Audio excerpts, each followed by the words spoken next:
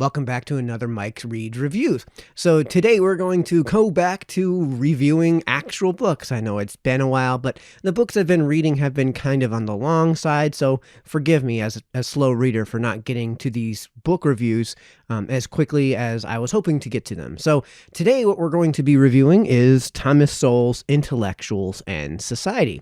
So as always, I like to start off with a what it is, and in this case I would describe it as a tome into Thomas Sowell's general philosophy of the world around him and of the people that he works with and of the people that critique him and that he critiques.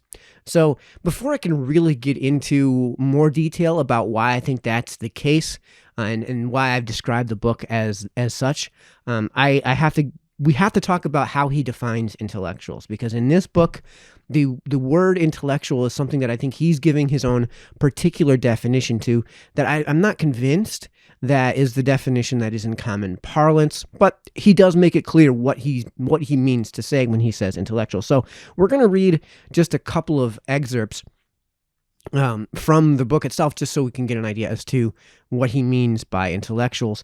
And the definition I'm using, which he sprinkles throughout the course of the book, is the definition that he offers on page 511. And the reason we're using this is because in the two examples that I'm going to provide for you guys, in the first one, he actually contrasts it with what he does not mean, what he means to exclude from his definition of intellectuals.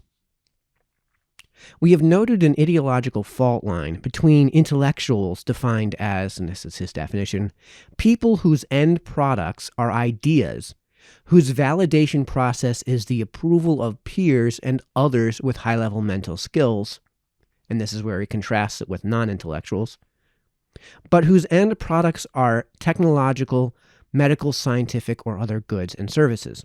So the fault line between intellectuals defined as, and then he gives his definition, and with those whose end products are technological, medical, scientific, and other goods and services. He goes on in page 511, intellectuals defined as people whose work begins and ends with ideas, whose validation is peer consensus. So there's a person that I'm sure you guys all know who might actually, depending on the application, fit into both categories. So in the case of Elon Musk, when Elon Musk is when his end product is Tesla cars or Tesla generators, he's not an intellectual as Thomas Sowell is using the term in this book. But when Elon Musk sits down with Joe Rogan, the end product from that type of conversation, which extends beyond his expertise in the technological fields, that is an example where the end product is nothing but more than the ideas, and where the validation process is the review of peers and other, we'll call them intellectuals in the colloquial sense, that managed to wind up watching his interview with Joe Rogan. So in that case, in one situation, Elon Musk might actually fit the definition Thomas Sowell is using for intellectuals, his interview with Joe Rogan. And in the other sense, which is Tesla generators, Tesla cars, he doesn't actually fit Thomas Sowell's definition of intellectuals. So I'm not sure that Thomas Sowell would define Elon Musk as a whole as somebody that would fit into that definition of intellectuals. I do think he would use it to label somebody like Marx or Keynes, where all they did was produce ideas. And Thomas Sowell talks about how, this actually has merit. There is a reason to care about these sort of things. And I'll give the example of Keynes, because Thomas Sowell points out that Keynes rightly warned of the ideas that were coming out of Germany in the middle to late 1920s and carried on into the early 1930s. And Keynes was actually, for all of his faults in economics, was 100% right in this regard. And this is a case where Thomas Sowell says, hey, listen, there are times when people who espouse ideas are something to take notice of. In the case of, Hitler, obviously when he was just espousing ideas in the 1920s, these are ideas to take seriously. And when Keynes is trying to point out that, hey, listen, these are ideas we need to take seriously, and here's why, Keynes is right to do that. So in that regard, he tends to, I'm not sure what his intention is specifically, because in the case of this book, which again, based on what I've told you about the definition of intellectuals, it winds up branching out into a greater philosophy of human thought, and it goes into a greater philosophy of the ideas that are worthwhile and the types of and what you're supposed to do with these ideas. So he often refers to the phrase "on the side of angels," and he talks about intellectuals who see themselves as on the side of angels against the devils, the demons of the world, or the devils of the world. And when intellectuals carry about themselves like that, with the vision of the anointed, as he describes them, they wind up looking at their ideas and espousing ideas that aren't hypotheses that can be measured, tested, or disproved, but as truths that are axiomatic, even though they may actually be making claims that are actually hypotheses that are testable, measurable, disprovable. But because of the vision that they have of themselves, they wind up not bothering to go about these, not bothering to see the meaning in asking certain questions regarding their ideas. Further, Sowell tends to divide the world up in terms of visions into two separate visions. And I should have taken notes as to how he divides this up from a technological and jargon sense. But because of that he's taking intellectuals and saying, okay, they're intellectuals that have the vision of the anointed, and then there are intellectuals who have the I forget what he calls it, but it basically means the tragic vision of the world. He has the tragic vision of the world, and then their opposition, who he calls as part of the vision of the anointed. And the tragic vision basically says, listen, human beings are flawed, but also they have these characteristics that allow them to do these great and wonderful things. There is such a thing as good. There is such a thing as evil. Human beings are neither 100% good, 100% evil.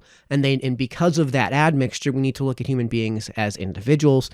As you can see, you can probably understand why this very quickly descends into a very philosophical take. And as a result, this is a kind of a different book than he normally does, because without an overarching thesis, without an overarching claim, without an overarching thing that he's trying to discredit or give credit to, it's tough to tell where he wants to go with this book.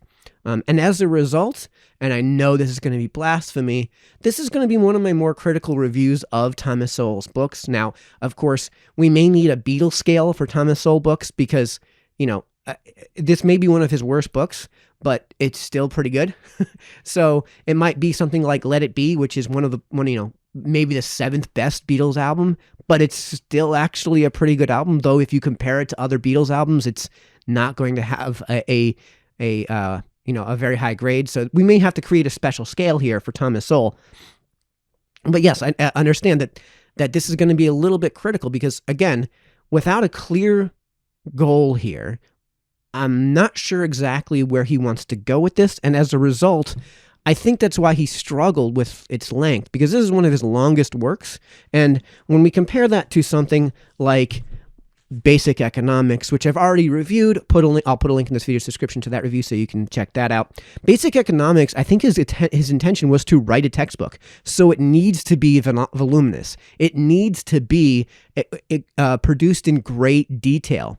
The other thing that you'll notice with this book is because he's making basically a book on his own philosophy, the notes are nowhere near as long as they normally are. His annotations, his citations, they're just nowhere near as long as they normally are. And that's, I think, because he's not using this book isn't, I don't think, designed to be as empirical as, say, Discrimination and Disparities, or, which I've also reviewed, I'll put a link in this video's description, or more importantly, Charter Schools and Their Enemies. So Charter Schools and Their Enemies was a purely empirical read, and I've got the jacket on upside down apparently. But this is one that I've reviewed, and where there, like, a third of the book is just charts and graphs for the data that he's collected. So in this case, there's going to be a ton of notes and citations. And I'm not saying that the number of pages of notes and citations is the thing that I focus on with Thomas Sowell, but it's a good heuristic guideline to let you know what he's trying to do with his work and how empirical he's being with his work. And I'm not saying that a good work needs to be empirical, but that's where Thomas Sowell's strength is. When we reviewed Charter Schools and Their Enemies, I believe I gave that a 10. And on top of that, the other book that I think I've given a 10 from Thomas Sowell is Trickle Down Theory and Tax Cuts for the Rich.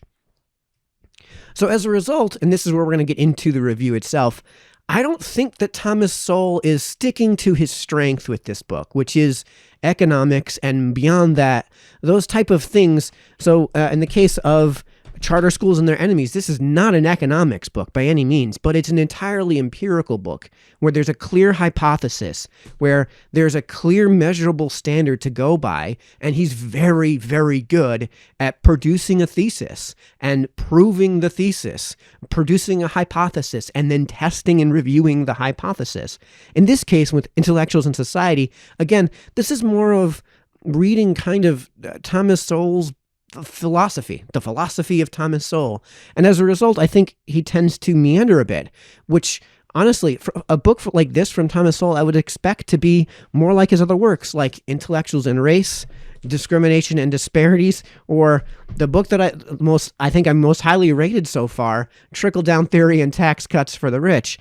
And I'm not here to tell you, again, that all of his books should be a certain number of pages, because I gave a pretty favorable review, not highly critical review of Basic Economics. But I think in the case of Thomas Sowell, if he sticks to his strength, this type of book would probably be half as long. And in that regard, I'm not saying I necessarily disagree with anything that Thomas Sowell actually has in this book. It's just not all that well written compared to, say, the rest of his works. I will add that the last review I had of Thomas Sowell that was in any way critical was Intellectuals and Race, and the version that I have is an updated version, which includes basically everything that was Intellectuals and Race as part 7 of this book. And I actually stand 100% by what I said in that review, which is that the book would work better as part of a greater work. And it does, in this book, work much better as part of the whole than it does a book unto itself. So actually, that was one of the better parts of the read, was part 7, which is entitled Intellectuals and Race. So because of all of this, I don't know that I can give the highest review of a Thomas Sowell book, and I know I'm going to get torn apart in the comments section here. But for me, again, this isn't his strength. I wish that he would have stuck to his strength. What I was actually finding was the last 100, 200 pages felt like work to me. It wasn't that it was bad, and again, I disagreed with the content in any way. It's just it wasn't the page turner that Trickle Down Theory and Tax Cuts for the Rich was. It wasn't the page turner that Discrimination and Disparities was. And right now, we're actually reading Economic Facts and Fallacies by Thomas Sowell. And I would actually say that this is, as much as it is not his best work, in my opinion, because I think that would probably be either Trickle Down Theory and Tax Cuts for the Rich, Discrimination and Disparities, or his 2020 release at the age of 90, Charter Schools and Their Enemies. We're reading Economic Fallacies, Facts and Fallacies right now, and I'll link to that series in this video's description so you know. But even in that case, I was flying through these pages. A lot of these reads are reads where I have to tell myself to stop 30 to 35 pages into an individual read. So the book just wasn't as much of a page turner as his other reads were. So maybe I'm being too critical. Maybe I'm looking at this like I'm looking at Let It Be rather than looking at Let It Be compared to the rest of the musical works. I may need to create a Thomas Sowell scale. So I like to close my reviews, because this one's getting kind of on the long side, with a rating on a scale of 1 to 10. And again, this is where I know I'm going to get dogpiled in the comments section, but feel free. That's what the comment section is there for. I'm actually going to give this book probably a strong 6 out of 10. And on another day, I might give it a weak 7. So if that gives you an idea of where I'm going to put this book, I don't know. Everyone's going to say, I can't believe that you'd rate a book by Thomas Sowell less than an 8. I know. So in my eyes, a 6 is something that's okay. And that's how I describe this book. It was okay. It wasn't bad. For me, a 5 is you did nothing wrong, but you also did nothing right. So if the book is mostly forgettable, that would be Ben Shapiro's The Right Side of History. And a 4 would be something that I would describe as bad, not terrible, but full-on bad. in which case I would describe that as, that's why I gave F.H. Buckley's American Secession a 4 out of 5. I did give Keynes's General Theory a 3 out of 10, and in my case, that book was terrible. So that's why it got the Geely score. So again, 6 out of 10. I normally would put a link in this video's description to where I bought this version of Intellectuals and Society. I bought it from a certain website I won't be doing any business with anymore and that I'm boycotting. So I'll try to find another place where you can get this book that isn't that certain website who, again, I have certain moral and ethical issues with. So I'll put that in this video's description if I can find another place to buy this book, which I'm sure I will. So just getting that housekeeping out of the way before we wrap up here. So remember, 6 out of 10, the book was okay. And that book was Intellectuals and Society. So I hope you guys have found this useful, and we will see you in the next one. Night, folks.